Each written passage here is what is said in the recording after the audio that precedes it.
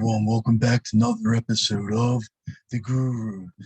For the Grue Room today, we got a very great guest, and a guest that's been on my show twice already. It's the third time he's going to be on, and I'm very happy to have him back. He's a super nice guy, super chill guy, and someone I could call friend. And his name is Mike Manning. He's an actor and a producer, and you could catch him starring in and producing a horror movie called Slapface.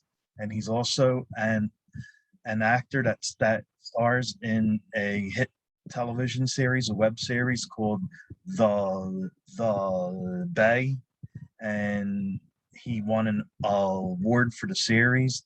So I'm really looking forward to talking to Mike. And I am Rocco Cross. I am the host of Stutters. I am the host of the Grue Room, and my interview with Mike Manning is coming up next. Okay, welcome to Grue, and welcome back to Grue, and thanks for coming back on the show and being a guest again. Yeah, thanks for having me. It was a good time the first time, and so here we are. We're back for seconds. Well, no, actually, I think this is our. Oh, no, this would be one of them I had to share with Josh. So Josh, yeah, this is my second solo. It is. You're right. The first thing I wanted to ask you was like me and you were talking a little bit about it. Your horror film that's out.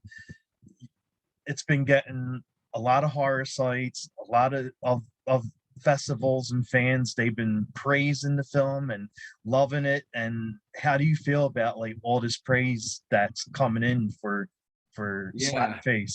For Slapface, I have to tell you, I am not surprised because I feel like I was able to work with so many talented people on the movie, and just like August Matoro was our lead, and he just did such a good job playing my little brother. And then Jeremiah Kipp, wrote the movie, and as soon as he wrote the script and then he directed the movie, as soon as I read the script, I thought it was amazing. So I don't want to say that I'm surprised because I knew that we had a great team, but it's very, there's always that risk that everything just goes to shit and it's awful, it's like, and it didn't happen. And I think, when we first saw the movie, we were like, wow, we got something special here. Yeah. And the fact that now we're able to share it with the world, and now, cause we shot it before the pandemic even started. We shot it in October, November of 2019. And then we basically spent a good chunk of the pandemic in post-production. And then we were trying to sell it. And it's hard enough to sell a movie as it is, but try selling the movie when all theaters are closed down. Nobody wants to buy your movie. So it was an uphill battle towards the end there. But we just sold to Shudder. We partnered with Epic, and then and they're repping the film, and we Shudder is going to be releasing it early next year, and wow. Shudder is great. They have a lot of great movies. Oh, and yeah, definitely. The fact that Fright Fest, we won Cinequest, so we premiered it at Cinequest earlier this year, and we got the audience award at the festival. And now that people are saying we might do something similar at Fright Fest, it feels really good. Wow. Well, that's just great, and especially like getting the film picked up by an app that shows nothing but horror movies, Shudder. Mm-hmm. Mm-hmm. So that's like really, really cool, like to actually be on horror app. Mm-hmm. Yeah, well, and the thing about Slapface and what people are saying in reviews, and I think why it's connecting with people is because if you're a horror film fan, mm-hmm. and you go to a film festival like Fright Fest, where it's horror content, and you go there and you expect horror, you get enough out of that in Slapface where you don't feel like you're sort of being cheated or whatever it is. You if you want horror, you get horror. But also in this movie, it's about the journey of this 12-year-old boy and what he goes through, and he befriends this monster that lives in the woods, because he's being bullied, because his older brother, I play Tom, his older brother, and we lost our parents. And so, you know, Tom is he's being the best version of a father that he can be, but he's ill-equipped. He didn't plan for this. He doesn't know how to be a parental figure. And so the story, you know, one of the reviewers said that it broke their heart. Like they cried after the movie, and that typically isn't what you do with horror films, you know, unless you're really scared. But it felt really good to hear that people connected like that emotionally to the film. Wow, nice. Yeah. And you star in the film, but you also produce. So how did you get involved with both parts of the film? So I was looking for a script that I could produce, because in the industry, you know, I've been in LA for 11 years now. And now it's gotten to the point where now I can sort of seek out projects, and people have seen me do enough of a variety of roles that they sort of will take a chance on me. And it's not like, you know, it's maybe they maybe won't cast me as the obvious thing. When I first moved to LA, I was cast as like the jock, the boy next door, the boy next door with a secret, the jock with a secret. Like it was I was playing the same thing over and over again. Which, listen, work is work. Like, so yeah, I'm grateful for it.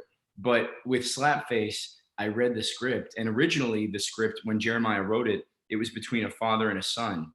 And I went to Jeremiah and I said, Jeremiah, how much more tragic would this be if it was a father, if it was the son, the little boy, and his older brother trying to be a guardian, doing the best he can, playing Slapface, essentially abusing his little brother, but he's genuinely trying. You know, I feel like if it's a father, if it's like an abusive alcoholic father, it's like we've seen that character before. Oh yeah, of course. And you have less sympathy for him, because you're like, you're an adult, you shouldn't be doing that. Right. But if you take that same aggression and sort of like everything that this boy is facing, and half of it is because of his older brother, but his older brother is genuinely trying to be a good father figure, parental figure to him, it makes it so much more tragic. And I feel like that was what I sort of pitched to Jeremiah. And he said, let me think about it. I said, okay, because I want it to be just as much your decision as it, you know, like I want it to be your decision. I don't want you to feel like I'm forcing you in anything. He said, he was like, I thought about it, Mike, and you're right. Like, let's do it. And he said, are you going to play Tom? And I said, yes. And he goes, great. Yeah, I'm like, okay. So, and then we made a movie together, and nice. I would make 100 movies with Jeremiah. He's such a, he first of all, he's a cinephile. So he'll talk movies until he's blue in the face. He just loves movies. And that sort of passion is contagious. And he knows exactly what he wants, but he leaves room for the actors to surprise him every single time. And that I think is a very nice way to work, because it makes you comfortable. It makes you feel like, you know, there's a vision and that's being communicated to everybody on set, and you're all trying to, you know, work towards the same goal, run towards the same end zone. But at the same time, it allows you to take risks and to fall, and knowing that there's a safety net there, and to try to, you know, play on set, and to try to, as an actor, try to find some cool moments that maybe aren't on the page, aren't in the script. Oh yeah. And that definitely happened during Slapface. And I think that the whole movie was better because of that. Nice. And how was it like playing with the kid that played your younger brother, and of course, like acting with the rest of the cast too? Yeah, so this was the first time because I've done Disney stuff. Yeah.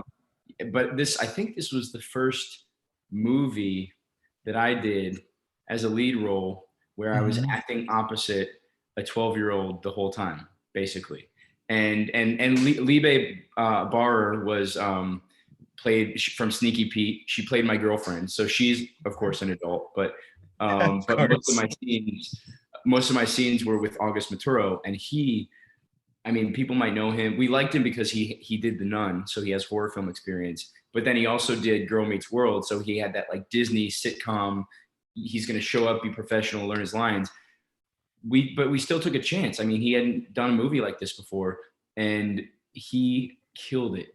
He killed it. He knocked it out of the park, and he showed up, and he was so good that he made everybody else want to be better. Wow. And when a 12-year-old does that, Yeah. you're lucky. You're lucky because that doesn't happen all the time.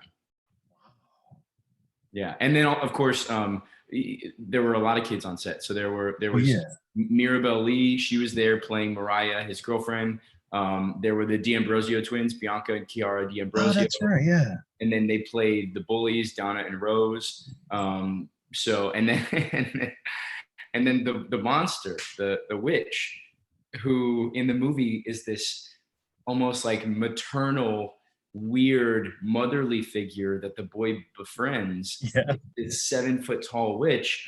that was played by a man named Lucas Hassel, and in prosthetics. So it was weird, but it was like perfectly weird. It was the right amount of weird to make a movie that isn't just, like this candy cutter horror film that we see all the time. Yeah. And I'm really proud of that. Was the guy really 7 foot tall, or was he on like stilts or something? No, so in some scenes they would make him stand closer to the camera or further away to make him seem larger or smaller.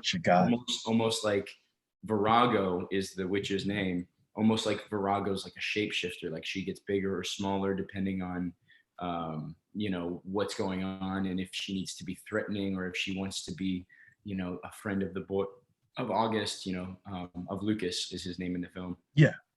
So he's not actually 7 feet tall, but he's pretty tall. I would say maybe like at least 6'3", 6'4". Oh wow, that's tall. Yeah. I have to. The last time I talked to you, you were in your room. Like, is this like another part of the house? Oh yeah. So last time I was in the office. That's right. It's a sunny day outside, so this is actually my kitchen. Oh, nice. Yeah, because every kitchen needs an arcade machine. I was just gonna say that. Like, I really love that. That is so cool. Which game is it? So it has a bunch of games on it. It's like it's a bunch of different old arcade games. Oh my God, that is so cool. I love it. Yeah. It's as if a child. I'm a child stuck in my body, refusing to grow up. So I'm the same way. I'm the same exact way, because like the first thing I saw was that our arcade. I was like, oh my God, that is so cool. I have to ask him about it. Yeah. No, it's fun. It's keeps it interesting. What's that saying? Like, don't take life too seriously. You'll never make it alive. Like I do work very hard, and I am serious sometimes when it comes to certain things. But other than that, if you don't have to be, why? Life is fun. Life is a joke. Look, I'm wearing a pink and blue shirt. I have an arcade behind me, and I'm in my kitchen. It's like don't take life too seriously. Right, exactly. But we're talking about projects that are important, and you have to work really hard to do, like, to be a part of them. But it's like, hey, it doesn't have to beat you down. Oh no, I know.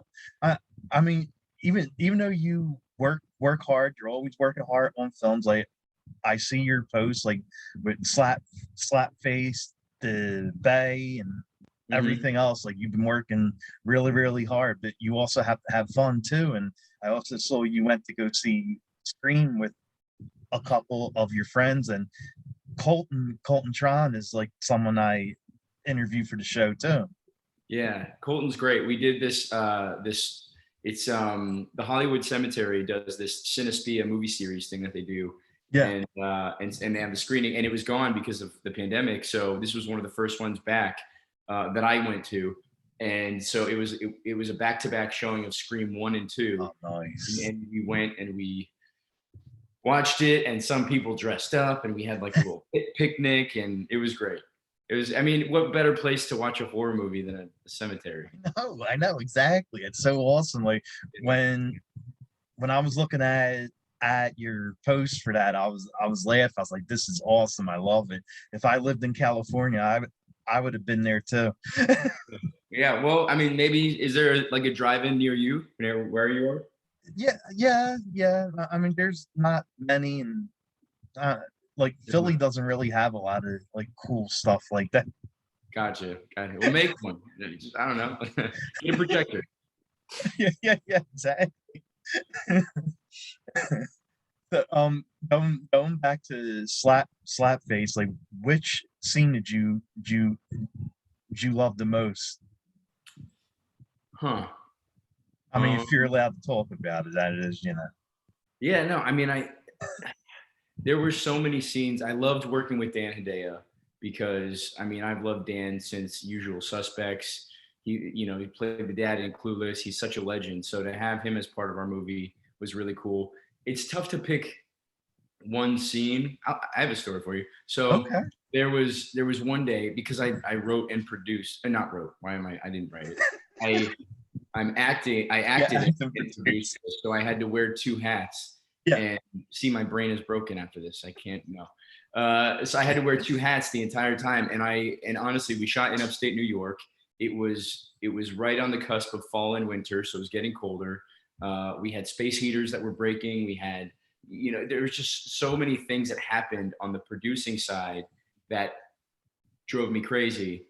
But I had to try very hard to stay in the acting side of things, and stay in character and it was interesting because we actually slept on set. So my bed, the Oh, bed that I slept in the whole time, was Tom's bed, my character's bed. So when we would have to shoot there, I would shove all my stuff in the closet, and then I would be in that room, and that was the room that I lived in for the duration of the entire shoot. wow. And so it was easier because, and everybody, I had a great team around me, and everybody was just really dedicated. So it was easy to stay in the world while also trying to get things done as a producer. Oh, wow. That being said, one of the days the van broke down, and I literally had to dig the van out of the mud Oh no. right before I had to shoot. So I go back to set. I sent everybody else back to set because I was like, you guys get everybody ready. Everybody go through hair and makeup and wardrobe. And like, we need to stay on schedule. So that's Yeah. like the producer brain talking. And then so I'm digging this van out. It's stuck in the mud. We finally get it out of the van. I go to set. I have mud on me and my fingernails and Oh, my hands everywhere. And my hair is messed up and everything. And I go and they're like, all right, Mike, so you're up in 15 minutes. oh my And I was God, like, it was one of really? those moments where it was like, Oh my God. I can't, I'm gonna just go with this and see what happens. And I'm frazzled right now. I don't like, my brain is blank. I don't know if the lines are gonna come out. I don't know what's gonna happen, but we have to stay on schedule and we're just gonna do it. And it was the scene where Tom, my character, confronts Lucas about a bullet hole that's in the wall. And during the scene, we get in a yelling match and I push him on the couch and we're just so angry at each other. And halfway through the scene, and this wasn't scripted, I just grab him and I hug him and I hold him like this. And I just held him for a second, and then we got back to the scene. Oh And wow. I think it was a combination of just being in the moment and just being invested and just being so committed to being in that moment because you know we had been living this for weeks, living these characters and Right. living this life. And also I was just exhausted and tired and I just wanted a hug. So I grabbed him and I hugged him. And then we get back in the scene. And it's one of my favorite moments in the entire movie because Nice. you just see this guy that's broken and sad and tired and frustrated, but he's genuinely doing the best he can. And I feel like that was such a gift to me because that is the type of shit that you can't prepare. That's the Oh, that. you can't try to recreate that magic, but once that magic happens, you just have to grab it and just hold on to it and just try to write it out and and catch it on camera. Nice. Yeah. Nice. Oh wow, that's awesome. Yeah, it was cool. It was cool. It was definitely a lesson in going with the flow and surrendering to things, and because I'm kind of a control freak sometimes, and that's something that I've been working on, is just letting go. And that was an ultimate exercise in just letting go, and it worked out. Definitely did. Nice. And what did you like best about playing Tom? Um, well, like I said, it's a character different than what somebody might hire me for. Oh yeah. So like when I was dirty and had mud and stuff, I didn't wash that off. That's the character. He's an Nice. alcoholic older brother that lives in a rundown home on the outskirts of, in New York in the woods, and upstate New York in the woods, and it's just a character that typically I wouldn't play, and so I really enjoyed leaning into that, Yeah. and really being that person, because it's not who I am as a person. So it was really fun. It was fun to escape and just to be Tom for a little while. Okay. Okay. Nice. Nice. Once you get into the head of the person you're playing, and you like live through their eyes, like that's when you really get into it, right? Absolutely. Yeah. Yeah. It's when the character's thoughts become your own thoughts, and when you're just sort of going with it, and you don't have to think about things, they just happen. And you're fully immersed in that world. That's when, I think that's when the best acting happens. Nice. And where can fans well, you already said like where they can find the film at, like when the film's out, like is it going to be available on like all streaming devices, or is it just Shudder? I'm not sure yet. We want as many eyeballs as possible on the film, so I don't really know when they're going to release it, but it's going to be early next year. Okay, cool. And what was there any like? I mean, the story you told was crazy. Was there any more like funny or cool behind the scenes stories that happen on set with like you and the actors or anything? Yeah. Lucas Hassel plays the monster, and it was such an important character, because you have to do so much with physicality. The monster never speaks. There's like grunts, and there's breathing, and there's some sounds, but she doesn't speak. It's not like a language or anything. And so Lucas had worked with Jeremiah, the director, on the short film version. So Slapface is based on a short film that Jeremiah created before we even knew each other, and Lucas played the monster in that one. And then when he found out that the feature was happening, he said, "Look, I want to do it again." And I said, and we all said, we're like, it's going to be a lot of prosthetics and makeup and long hours and this and this. And he goes, "Yes." He put me in, coach, kind of thing. And working with him was really, really fun. He also has a wonderful sense of humor. And so when you see this hideous witch creature in all this makeup with the robe and the blood and the nails, and everything, and then she does like this, like what would he do? He would talk about recipes that he makes in the kitchen of like how to boil a chicken. And he's like, you have this hideous witch creature like walking around the kitchen, giving us like a little, like pretending that she's on a cooking show. Right, and it was hilarious. It was a lot of fun. Yeah. And you also play Caleb on the big hit series Bay, the Bay, and I see like you won an award for the show, right? Yeah, I just won a daytime Emmy for the show. Yes, exactly. That must have been, I mean, wow, like that must have been something, huh?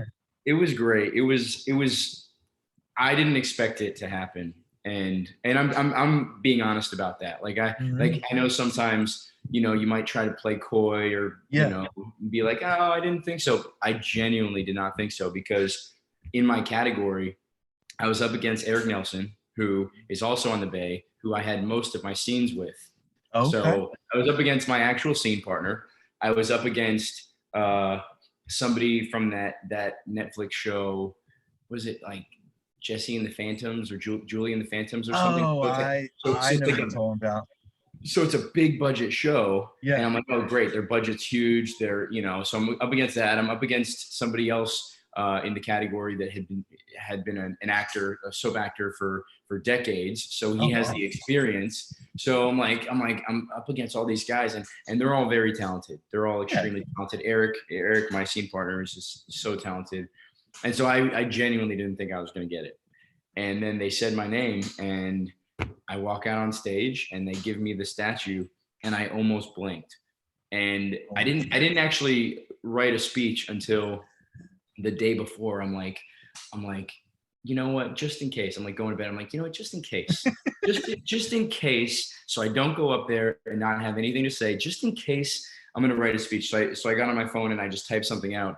And then while I was in the Uber on the way there, I was like, maybe I should look at my speech again, just in case. So like I'm in the Uber looking at the speech. I was like, okay, like we'll see what happens, but I'm not gonna get it. Well, yeah. I got it, and it was really something. It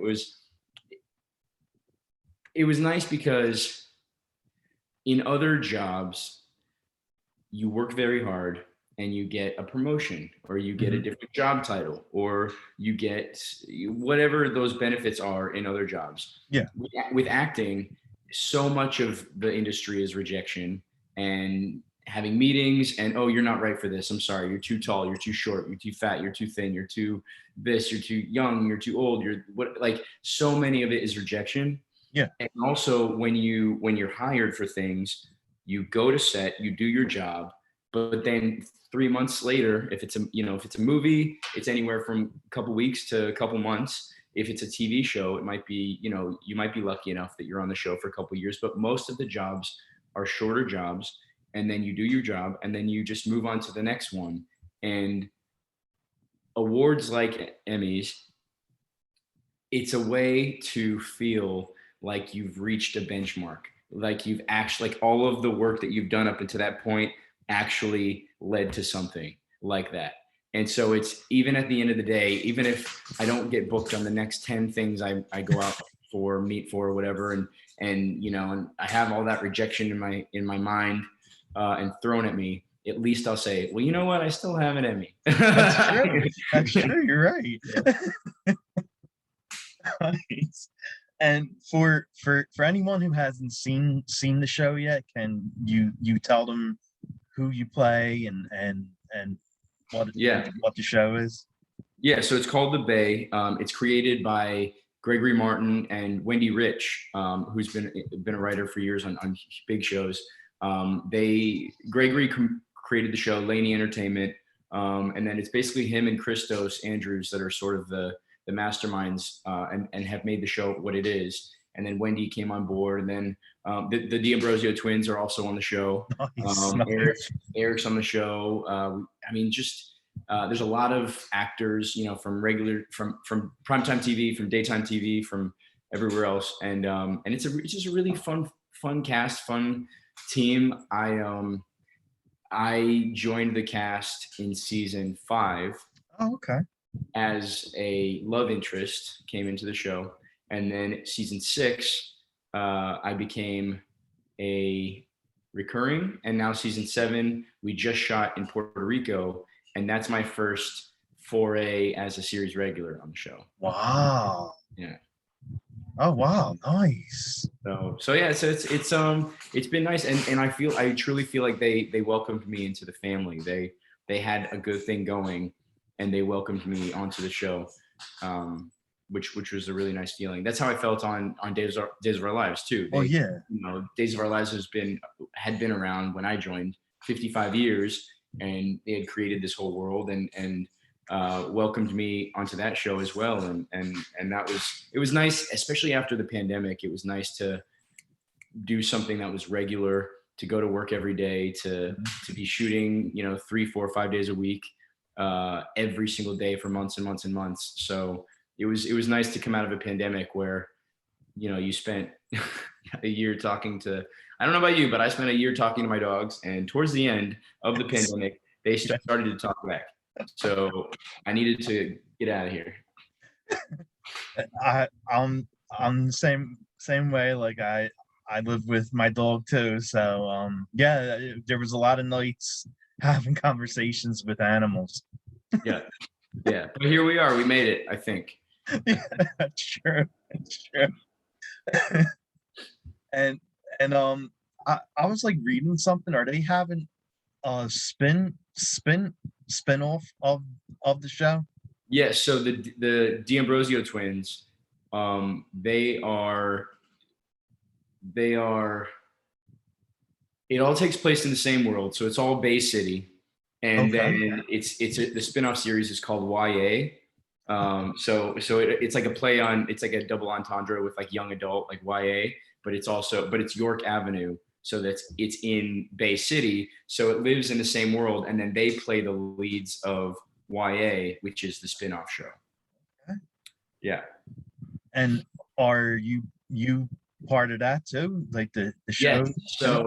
Yeah. So the funny thing is that in YA, on the Bay, I'm the love interest. I'm kind of like a fun, I'm like the new guy to the family, kind of like meeting everybody. And it's in YA, I play the teacher at this school.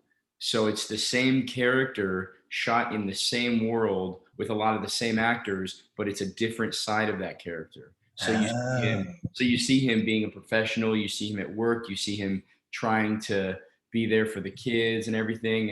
And so it was interesting. I had never done that before, played the same character on two different shows. Oh, wow. And we shot a lot of season 1 of YA. I don't know when it's going to be released, but yeah, we shot a lot of season 1 while we were filming the Bay at the same time. So, wow, yeah, that's nice. Yeah. Playing the same character, but two different shows. That's pretty cool. No, it was, and I don't think that'll ever happen to me again. So it was like a really cool thing to. We talked about before, like staying in that world and staying at like living as that character in your mind. It was easy to do that because we were shooting so much, and I was consistently, living in that world with these actors, with these characters. So it was fun. Nice. Yeah. And how's it, like you say you were brought in on the show as a love interest, and is your character still with the same person? Yes. So, and that was a cool thing too about getting my seasons mixed up. Season 6.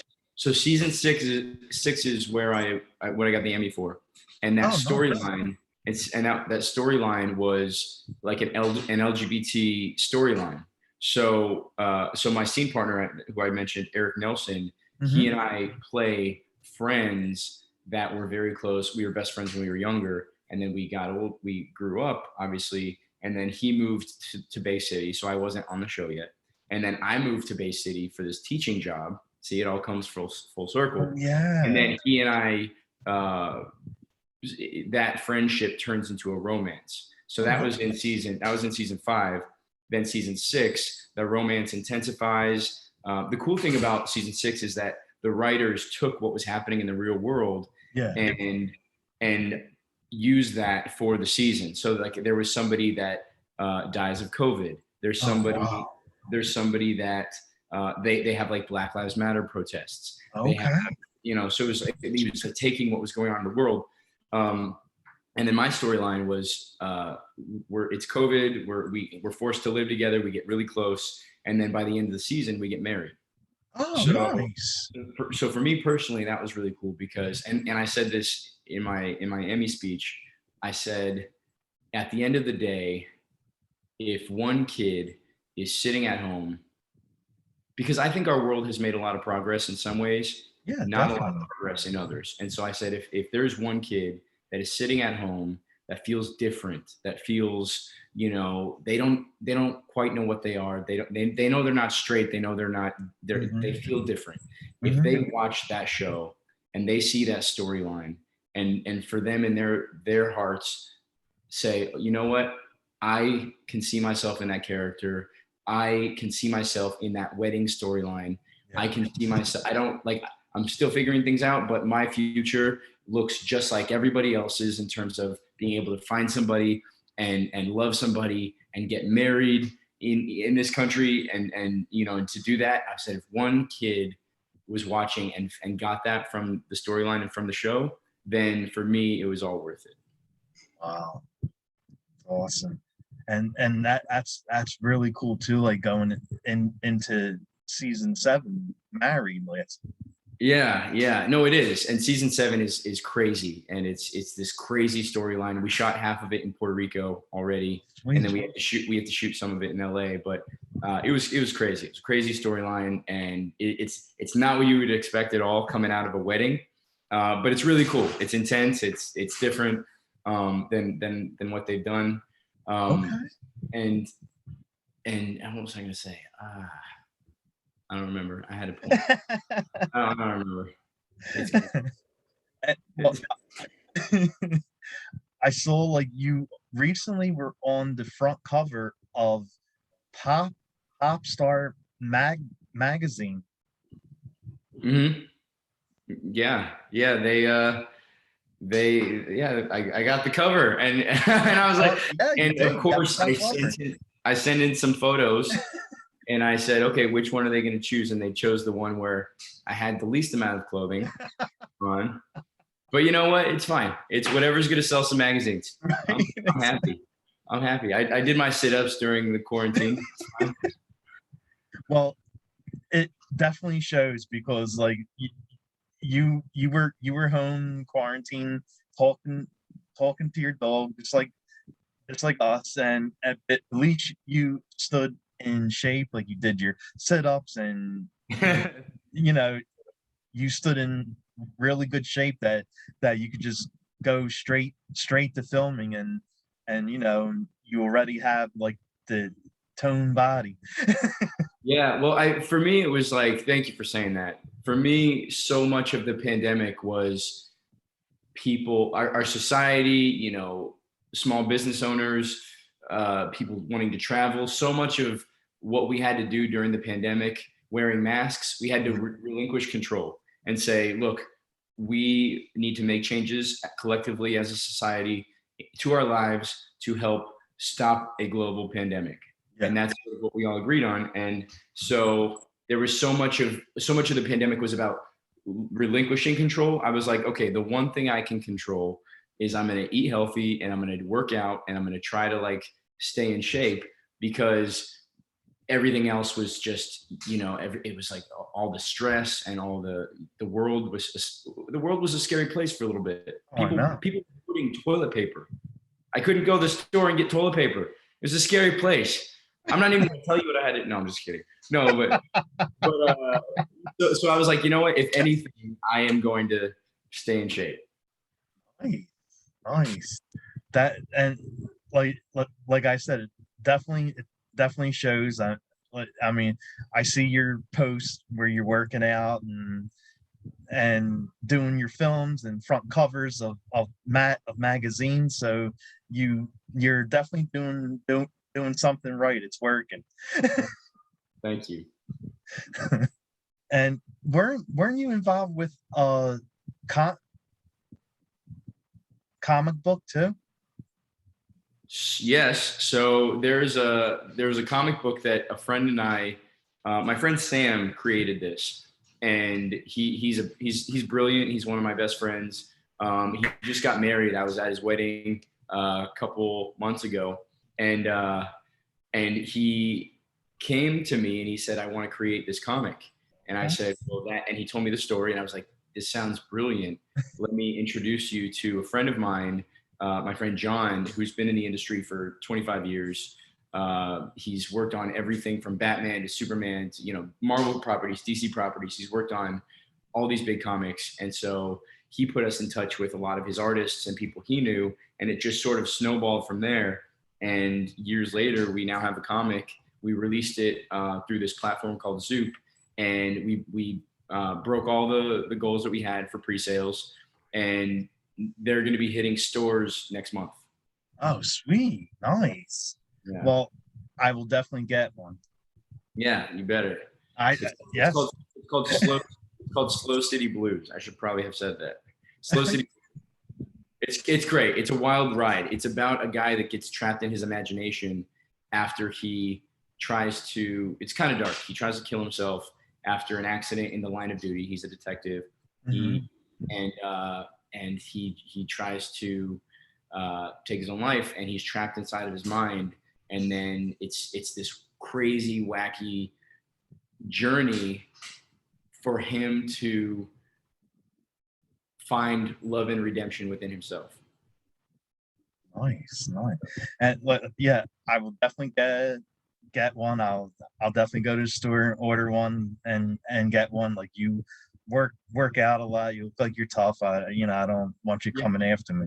Like, I'm gonna check back in. It's like that scene in Fight Club where Brad Pitt takes the guy's ID Yeah, and he yeah, yeah. his name and his address, and he's like, "You better get a job.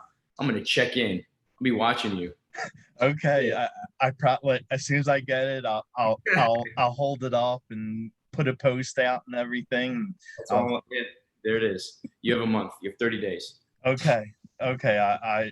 I'm timed, and I'll definitely do it by then. Good. Nice guy. I don't want to have to hurt you. No. Yeah. I mean, you're built well. All you do is like throw one hit at me, I'll go flying.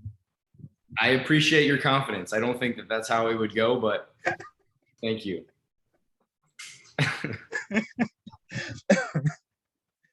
And do do you have like anything else you want to like plug or push, like any other shows or TV Uh, series or yeah, films or I'm just really happy. Literally this morning is when I woke up and looked at my phone, and all the reviews from Fright Fest, from Slapface came out, and and then just everything happening lately with the Bay and everything. I mean, I feel like I covered what I had. There's another movie. It's called The Way Out, and I'm really excited about that. We're still in post production right now, Oh, okay. so I want to talk about that. I mean, I can mention it a little bit. Um, Barry J directed it. My buddy Nick Thurr produced it with my friend Artisha Man Cooper. Sherry Shepard, so stars myself, Nice. Sherry Shepard, Johnny Bouchamp, Oh yeah. and then Ashley Murray from that show Katie Keene. So Mm-hmm. they work together in the show Katie Keene. They're together in this movie. Such a cool movie. Really fun script. That's the script. That it's a boxing movie. Well, my character. Oh, Plays that was the one you were talking about. Okay. Yeah, so my character plays about a fighter. Johnny's character plays a musician, and so it's like you have these different characters that end up living together, and then all this crazy shit happens. I'm not gonna ruin it, but that was a really fun one, and that was a nice excuse to get in shape. Oh, nice. So like you not only went to the gym and ate right, you also learned how to box and all that too, huh? I used to box when I was younger with my dad and my brother. And then when I moved to LA years ago, I took Muay Thai and like kickboxing. So it wasn't brand new to me, but I definitely met with a trainer and started like I wanted it to be as realistic as possible when I fought in the movie. So that was what I was focusing on with the trainer. Oh, I'm definitely getting that comic now, knowing that you're a kickboxer and a boxer. You've been warned. Damn, like it went from you just lifting weights to becoming a boxer and kickboxer. So I'm definitely doing it now. Don't forget it. Right. So where where where can fans find you at, like with your socials and all that fun Yeah, stuff? all my stuff is I think it's just Mike Manning. I think on Twitter and Instagram it's Mike underscore Manning underscore. I had to add some underscores in there because somebody already took Mike Manning. So that's Assholes. I don't know. I'm just gonna track him down and find him. No, There you go. Mike. I think everything's just Mike Manning. I think Facebook's Mike Manning. Nice. And anyone else who tries taking your name, just be warned that he's a kickboxer and a boxer. You heard it here, folks. You've been warned. That's a legally binding warning. Exactly. Exactly. This is being recorded. That is a legal warning. You've been warned. Well, I definitely want to thank you again for coming back on the show. I always love talking to you. You're fun, you're funny, and thanks again for coming back. No, thanks for having me. Thanks for supporting my projects and stuff. So means a lot, and I enjoyed the chat. Thank you. Definitely, buddy. Yes, and see that we're both done in the time for our next Zoom. We got busy schedules. We're moving about town. We gotta hop on to the next one. Exactly. No, this is great. This is perfect. Thank you for doing that. Definitely, buddy. Well, have a good night and have fun on your next Zoom call. Thanks. You too. All right, bud. Bye. Bye.